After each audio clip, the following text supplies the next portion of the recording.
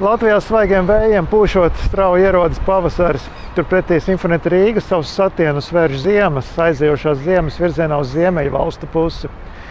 Samērā neparasta programma priekš mums, muzika, kas balstīta mūsu ziemeļu kaimiņu jūtās, pārdomās un mūzikā.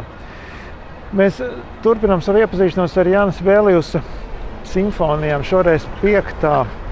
Pavisam neparasts darbs arī paša Sibeliusa Daidāts kontekstā, kuru meistars meklē ilgi īsto izteiksmi, īsto formu, īsto saturu vairākas reizes savas dzīves laikā, atgriežoties pie tās.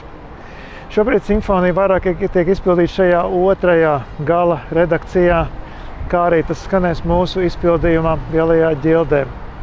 Jozefs Martins Kraus pārstāv vētru un ziņu laikmetu, procesu, kas Eiropā atmodināja pavisam jaunas strāvas, jaunas emocijas visās mākslās, ne tikai muzikā vien.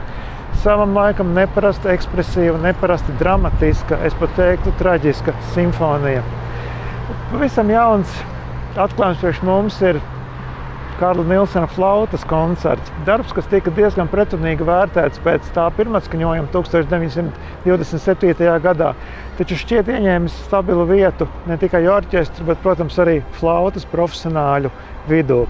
Lauma Ilsuma iepriecēja manas ausis un prātu ar savu izpildījumu pavisam necilā Mūzikas akadēmijas studentu koncertā.